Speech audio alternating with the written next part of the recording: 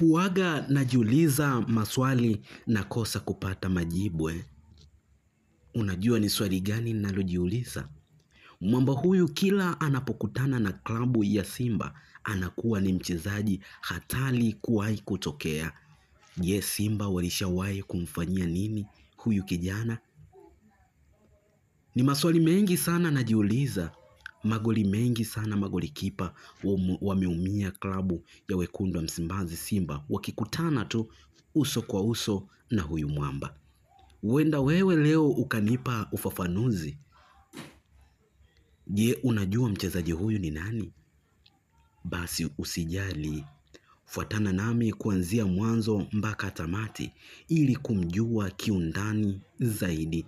Ni miongoni mwa wachezaji wanaofanya vizuri katika ligi kuu ya NBC Premier League. Lakini msimu mwaka 2025 ameonekana kuwa ni mchezaji wa kawaida sana. Je, unajua ni kwa nini? Mwamba huyu alizaliwa tarehe 26 mwezi wa kwanza msimu mwaka 2001 tu jijini Dar es Salaam. Ana urefu wa mita 1.75. Nafasi yake uwanjani anacheza kama forward. We ni mtu wa maana kabisa. Sio mrefu wa kusema kwamba anafunga sana mabao ya vichwa, lakini mpira uje kidalini, mguuni, kichwani, goli lazima akupachike. Kama unabisha, muulize Aishi Salum Manula kilimkuta nini kwa huyu mwamba. Mwamba huyu alibahatika kucheza vilabu mbalimbali kama vile Wanamangush Coastal Union msimu mwaka 2020-2021.